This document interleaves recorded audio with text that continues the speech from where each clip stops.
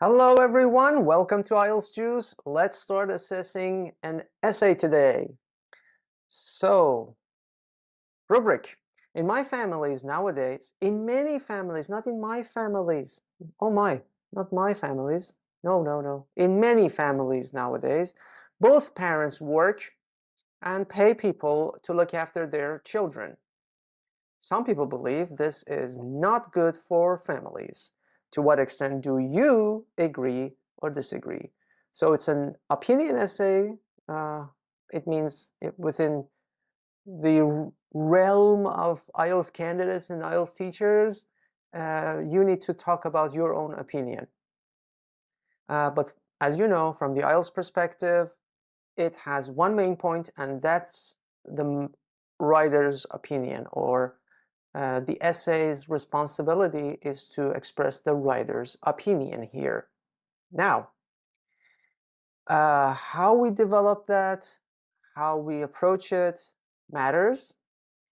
If you want to write about other people's opinions, that's not an easy thing to do in this kind of prompt or rubric, because you have to convince me as a reader why you are talking about another person's opinion. Maybe it's an opposing side. And then you need to take me, this is important, guys, you need to take me to that camp and then bring me back to your main idea. That is not easy. So forget about all this. Just let's focus on our own opinion. That's the easiest part. So we're going to read the essay, and hopefully it's all about the writer's opinion. I agree. It couldn't be any clearer than this. Literally, the very first two words are I agree. Thank you. Have a lovely day. That's the end of the essay. Oh, no. Wait. I agree that paying someone to look after their children is not a good way of parenting, because the person cannot be trusted fully in any way. Let's just hold on a minute. Hold it, guys. Oh gosh. Okay. I'm not a fan of three words. That may sound weird, right? This is my personal opinion. I don't like words like good, bad, and better. You can say another variation of better, maybe best. But I'm not a fan of these three.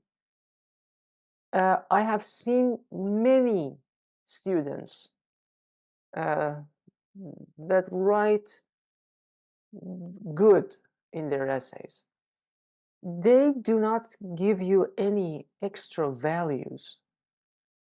Good all by itself, the word good, or the word bad, or the word better or best, they are not very interesting. They are, overly, excessively used in everyday language.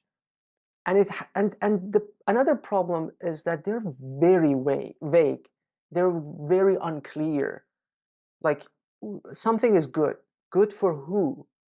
Good. What level of good? How can you quantify it? If something is good, why good? Why it's not? What's the best? What about excellent?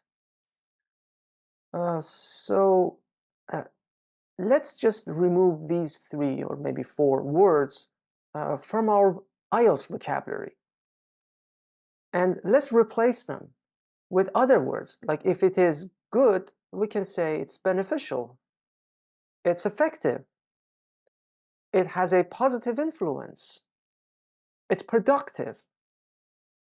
If something is bad, we might want to say it's counterproductive, it's damaging, or maybe it's, if you know the word detrimental, and if you can spell it correctly, that would be an advanced word. So let's do that, okay? Let's make a pinky promise that we no longer use good, bad, ugly is allowed, better and best in our vocabulary for IELTS. Okay, guys, let's move on. Although working hard is needed due to the difficulties all families have in their lives, spending time together as a family is very important. I like the accurate use of although. Although is a complex making structure. And now here we say, although working hard is needed due to the difficulties all families have in their lives, spending time together as a family is very important. So now I kind of feel now which side weighs towards the writer's opinion. Let's read on and see if the rest of the essay actually reflects on that. The second paragraph says, first of all, the distance parents make by working all day and not being with their kids, but I don't need this comma. So it's like, the distance parents make by working all day and not being with their kids has an impact on their children's mental health. All right, now in this paragraph, I'm going to talk about the effects on the children's mental health. Children, especially in ages between 5 to 12,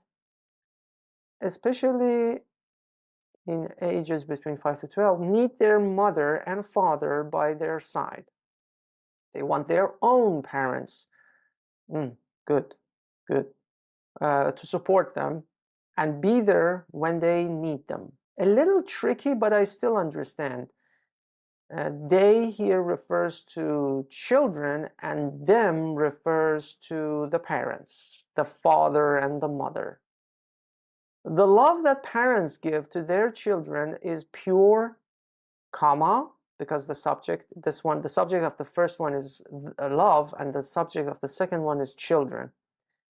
And, so I need a comma here, children need that in order to grow up healthily.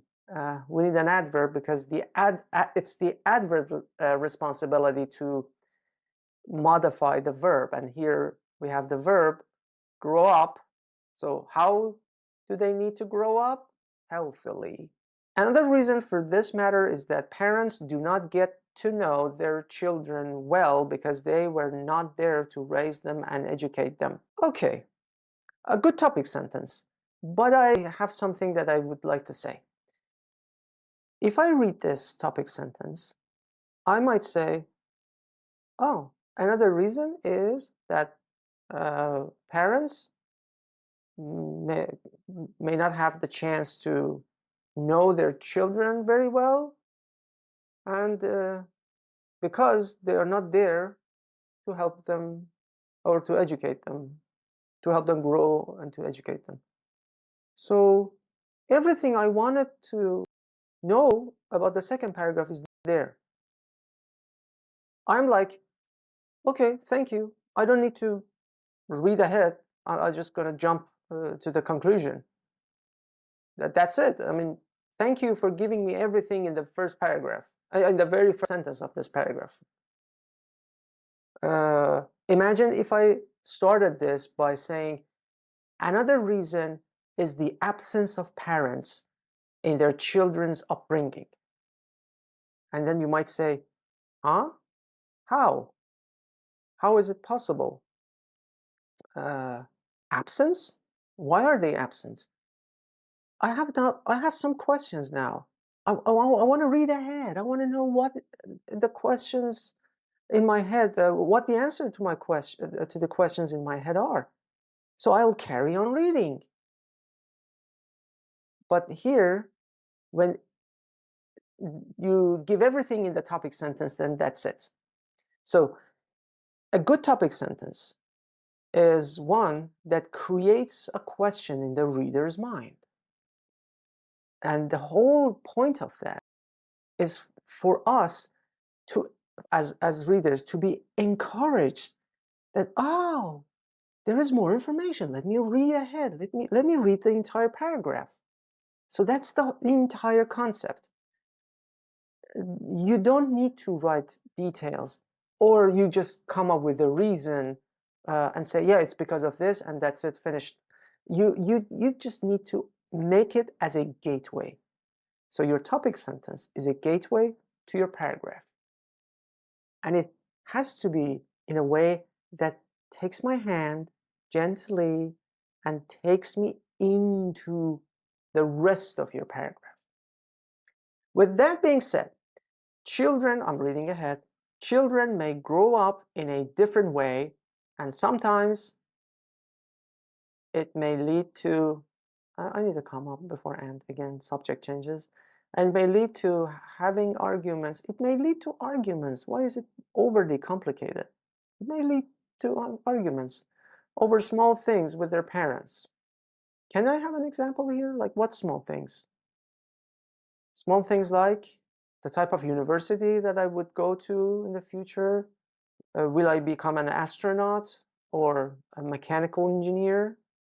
Or why did you leave all your toys all over the place?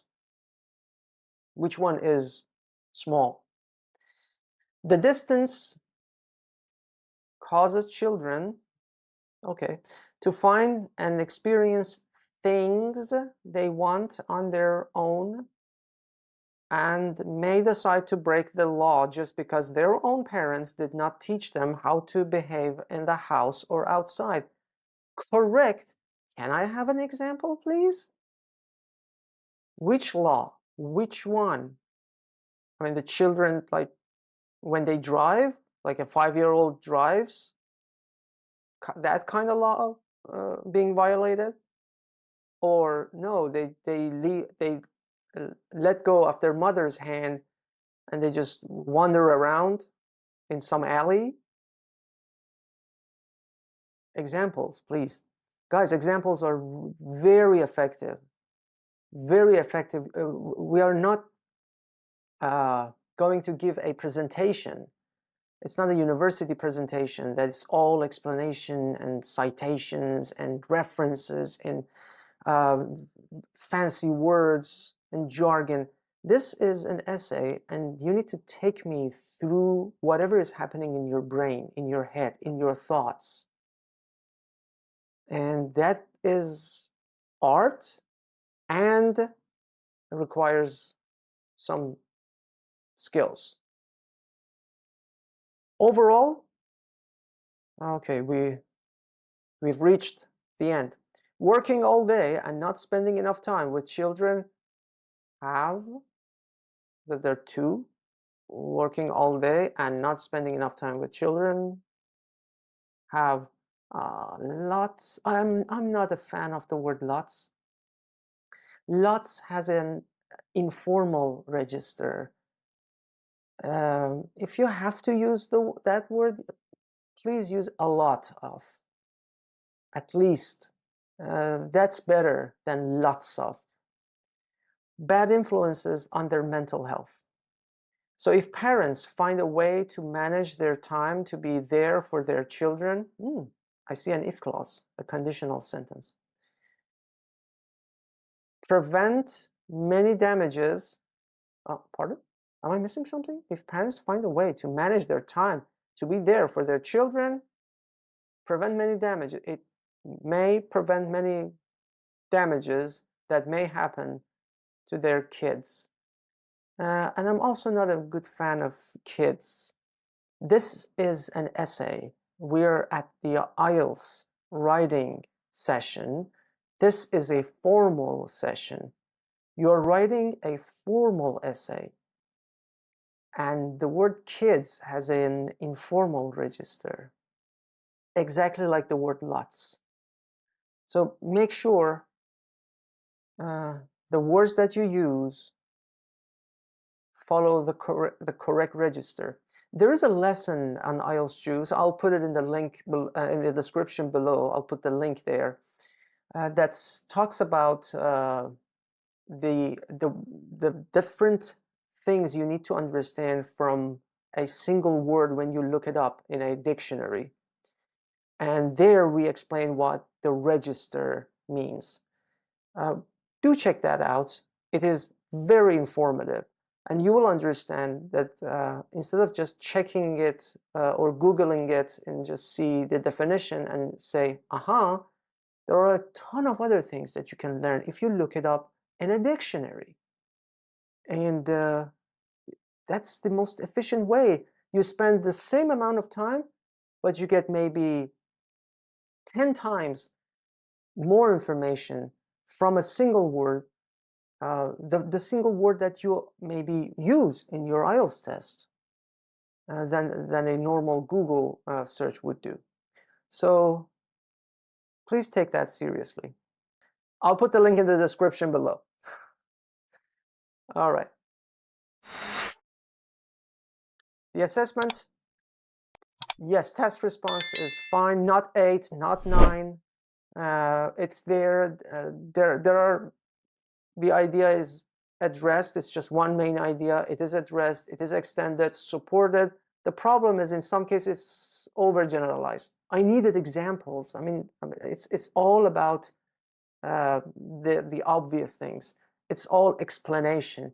I needed something to just tell me exactly what the writer meant here.